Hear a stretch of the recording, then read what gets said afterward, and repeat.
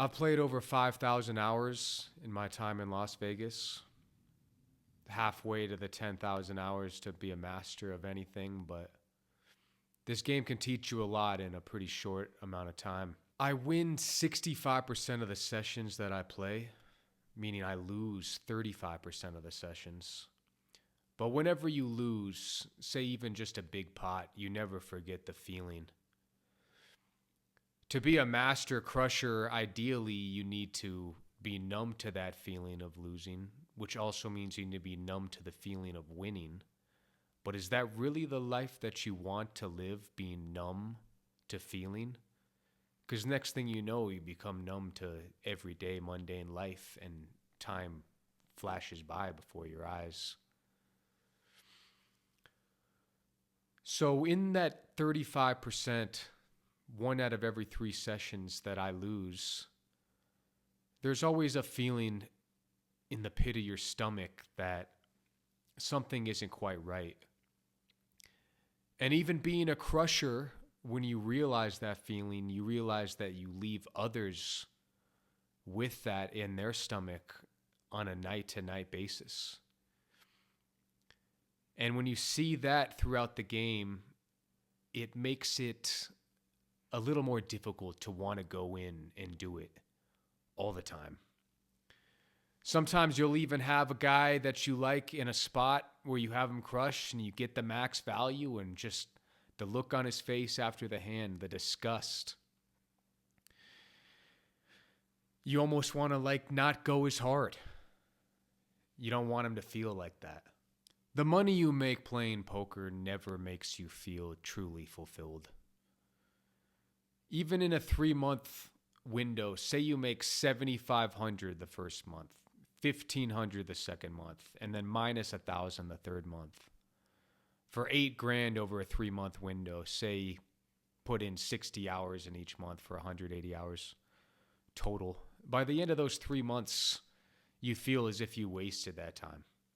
Even playing a game, I think poker is very good for the brain. But in cash poker, the day-to-day has no real meaning.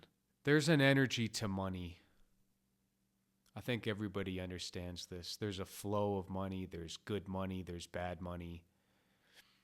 And in poker, that same feeling that people give when they get busted in a session, that intense low, that is sent back through the money.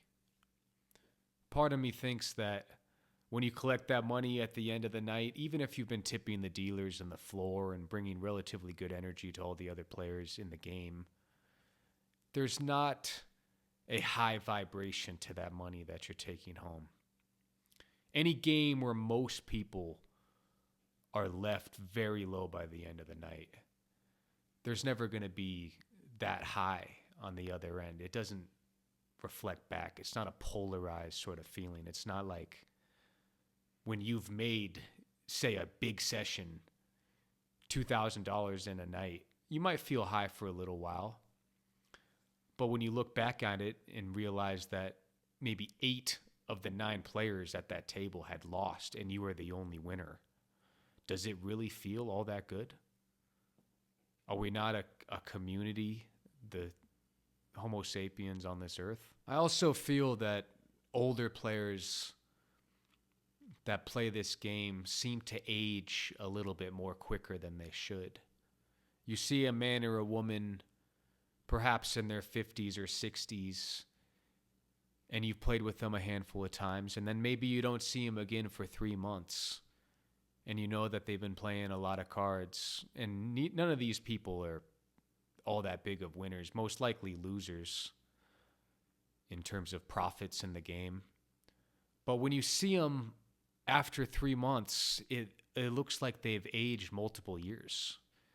And you see it in a lot of people that are in this game. And that's because casinos are pendulums. Casinos are intended to bring people in, run them around a little bit, maybe provide a brief hint of entertainment, and then ideally they want them to leave with nothing. That's the casino dream. And when people are sucked into these casinos, time moves quickly. And you can see it on people on your left and right in these games. Going beyond just the older players that are playing poker, which I think is actually good for them to be doing in terms of keeping their brains active. It's better than them sitting at home doing nothing. But casinos always win. Lots. That's why the stocks of Las Vegas Sands, Wynn, MGM seem to be surging all the time. But when I've walked into a casino, even when I was barely old enough to do it, even underage, 20 years old up until now, I'm now 33, I always see so many elderly in there, mostly playing slots. They're always sitting, playing slots, hitting the button, playing a mindless game. And I think to myself, these are supposed to be the wise older people. Why is this how they're choosing to spend their final days? Is there not more to this life? Have they not outgrown this mindless entertainment? What are they trying to do? What are they trying to achieve out of this? Even if you hit the jackpot, that's not going to do anything. It's not going to change. That's why we don't play the lottery. It's never going to do anything. You're never going to win. And if you do, it's not the sort of win that you really want. I often question that. Because even if you walk into a casino during a blizzard in the mountains of Colorado on a Tuesday afternoon, they're always so packed with the elderly, giving the casinos their life savings, Social Security, just flushing it. And why? Why is there not more that they're looking to go achieve? Why do they not have other aspirations? I wondered. I've spent time around a lot of these people, and I don't really talk to them about these things, but I'm generally curious. For a long time playing poker in this city, I truly loved the game. It's always been very good to me financially. You meet a wide range of different types of people. Vegas is a melting pot completely through and through. And when the tourists come from all walks of life, it even expands on that fact. But I think this has to do with anything in life. If you find yourself hating the work you're in, change up as quick as possible. Find something else that you love, or else you'll get sucked deeper into your work, and your work's a pendulum as well.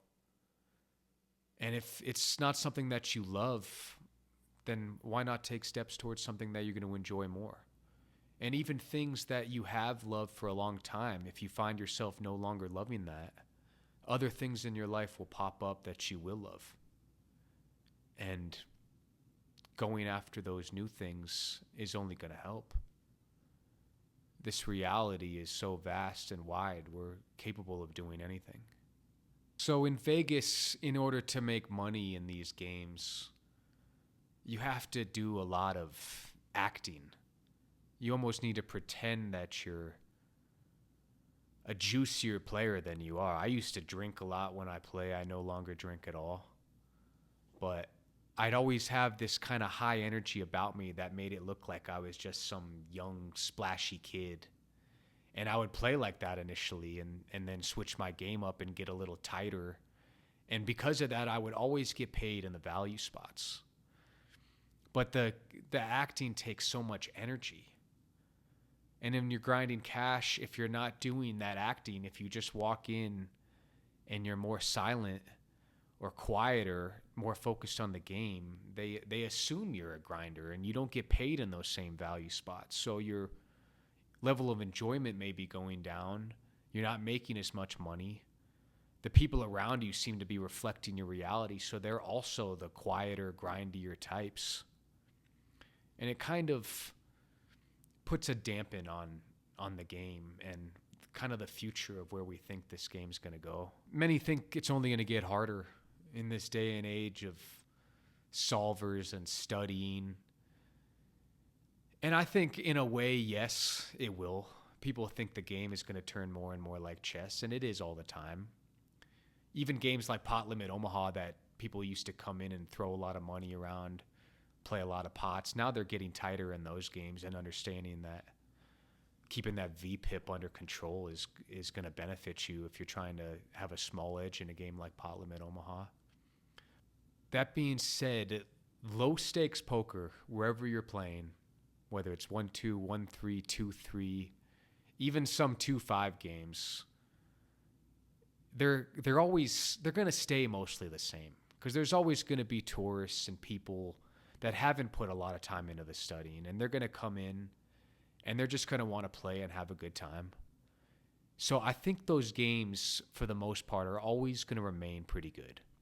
Like right now, it's Las Vegas, halfway through July. We all know it's going to be dead for the next couple of months. Up until Labor Day is usually when it picks up again, stays good through May, in my opinion. Some people love the summertime playing with the WSOP players, and they try to pick them off as they sit into these games tilted from tournaments, but they're still tight tournament grinders. They're not incompetent. You know, when I'm talking about these low stakes games remaining the same, it's because these tourist players that come in and just want to have fun. They're not there to crush. They're not even really there to make money. They're just there for the entertainment. They're picking to play poker. They've played a handful of times. They like it. So you need to provide them with that experience back and make sure that they have a good time. You could learn from all walks of life in this game, ideally.